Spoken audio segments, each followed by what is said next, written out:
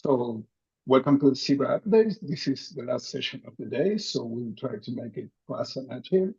Hoping to have some time for some questions at the end. So my name is Alfredo, and I'm here today with Arya.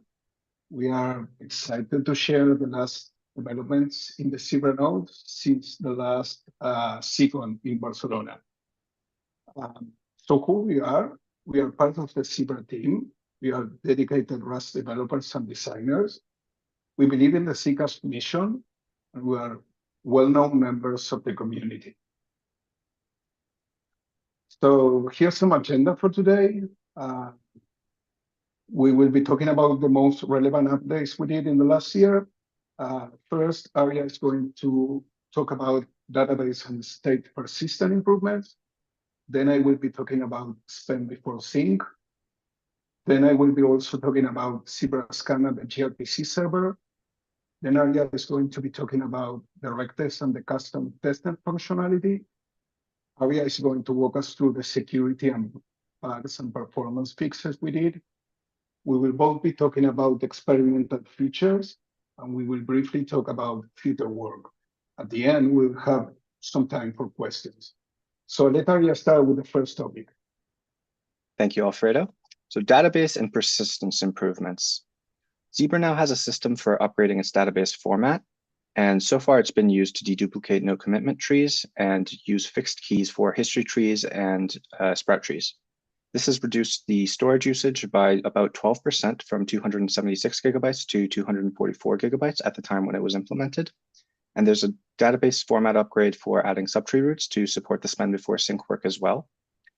Zebra also now has typed database column families, which makes it much harder to make mistakes when we are modifying Zebra's database code, or when we are verifying that the database code is correct in its existing state or when it's modified. And shortly before ZconV, Zebra began periodically caching its address book to an on-disk peer cache, reducing reliance on central DNS seeders by using past address book entries as its initial peer candidates when it starts up again. Okay.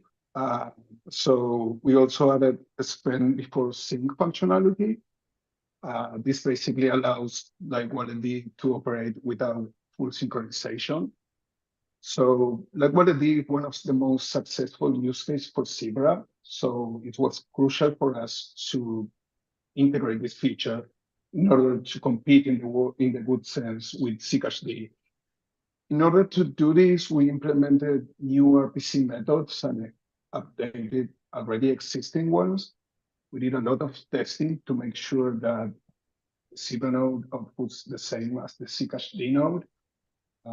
We finalized it with this work in the second half of last year.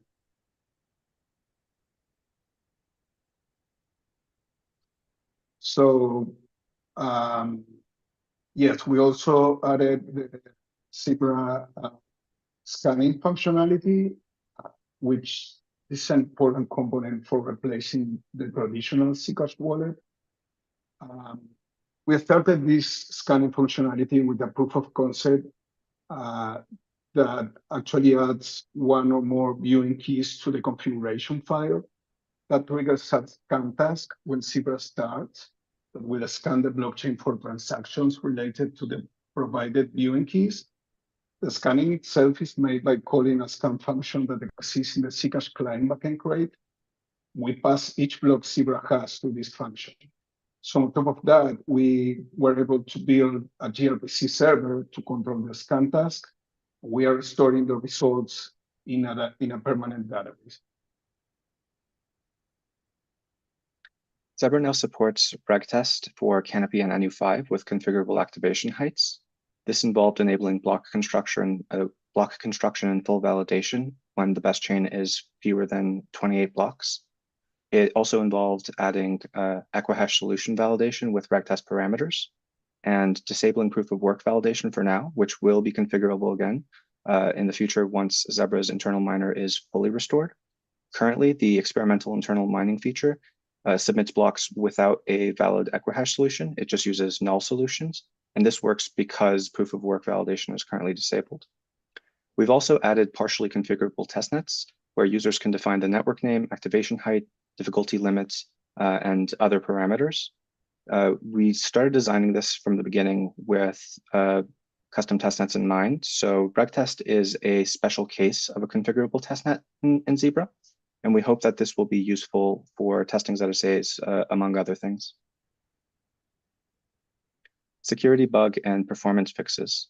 In terms of security fixes, Zebra now avoids a denial of service issue with RocksDB iterator read bounds.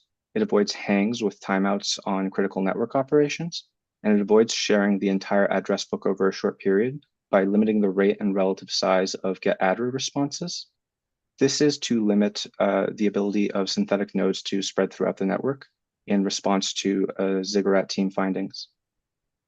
In terms of bug fixes, Zebra now avoids a panic when the finalized tip height changes while reading sprout trees, and it reconnects with peers after brief network interruptions. And in terms of performance fixes, among other things, Zebra now avoids expensive node commitment tree root recalculations and equality comparisons, and it avoids using RocksDB iterators on column families where we know there will be many deletions. Yes, in regard to internal miner, we added an internal miner into Zebra that allows to mine directly without using external tools. Currently, this feature is in a separate branch because it has pending some upstream developments. However, it's fully functional.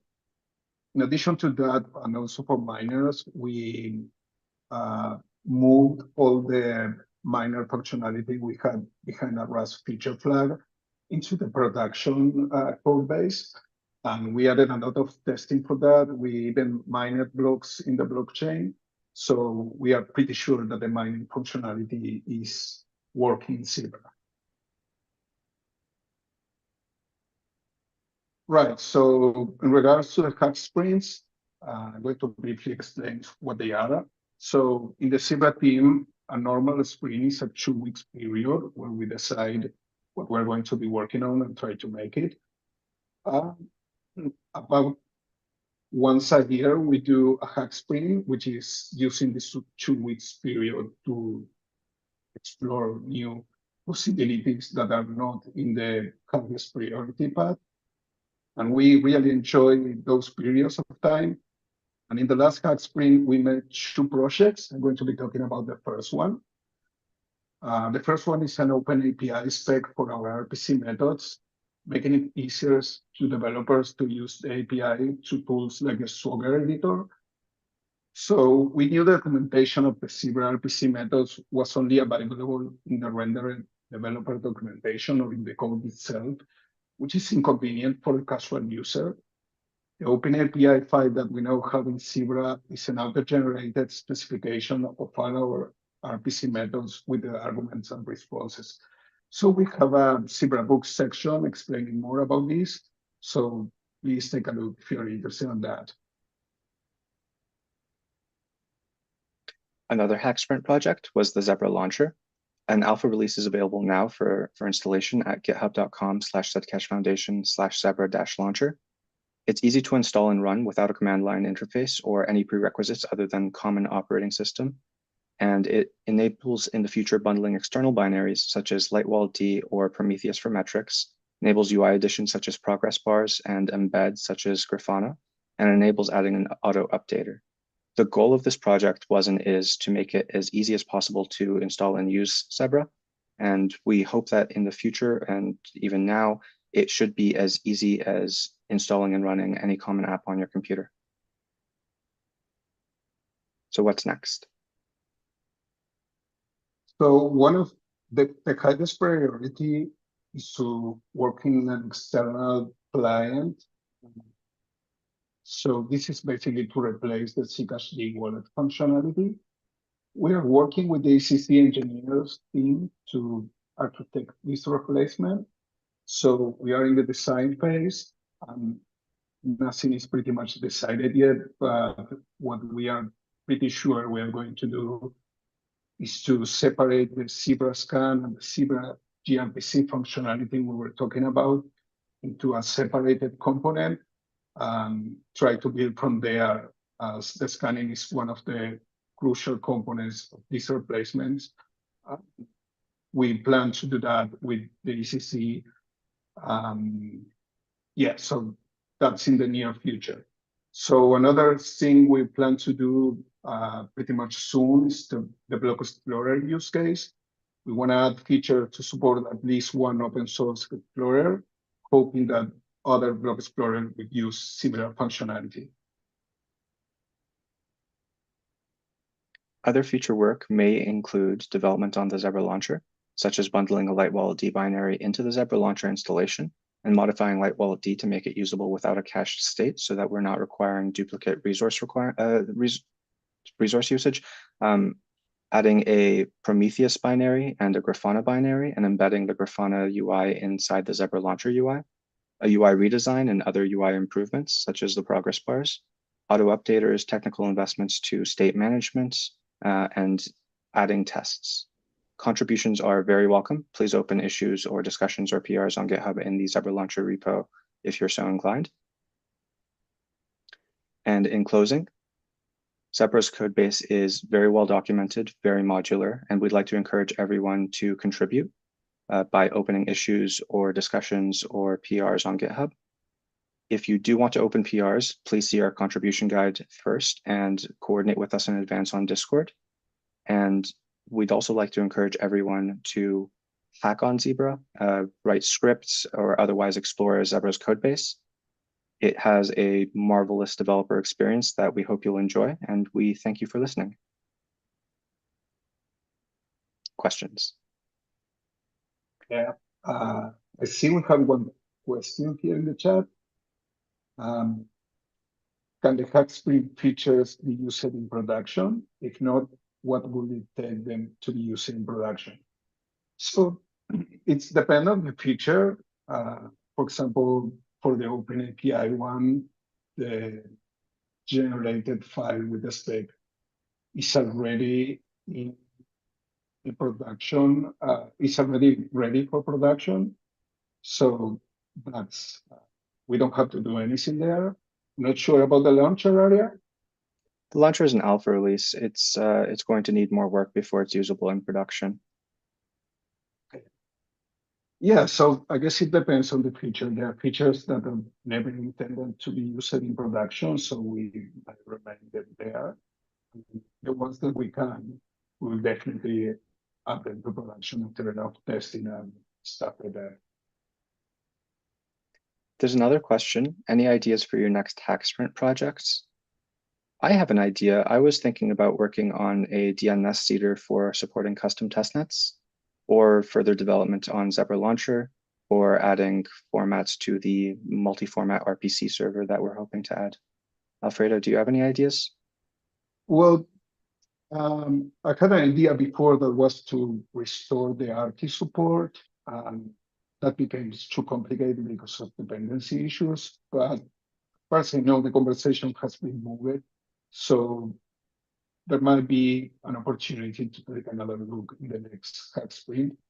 I think it would be great if we can make it at least twice a year instead of just once. There's another question. Can community members collaborate with Zebra team members during Hacksprints? I'd like to say yes. Alfredo, do you agree? I'd like to say yes as well. Yeah, I would love to collaborate with anyone in the community on Hacksprint projects. That sounds like a fun idea. Yeah, so we always kind of, a few ideas we had was to work together, 2 or 3 people working the same idea for Hacksprint. We never end up doing that. So I think it would be great if some of the Zebra team can work together with someone from outside the foundation to some of these projects.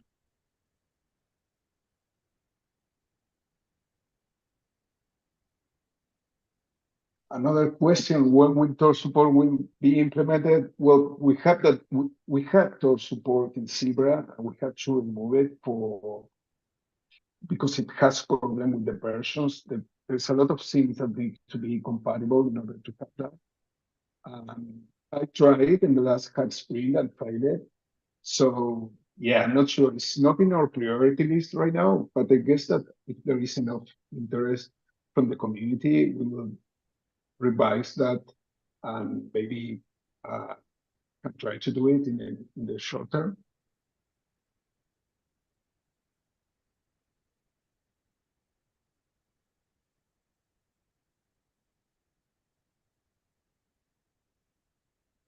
Okay, we're out of questions. Let's wait another minute to see if anyone is typing anything in. And if not, we will thank you for your time and for listening.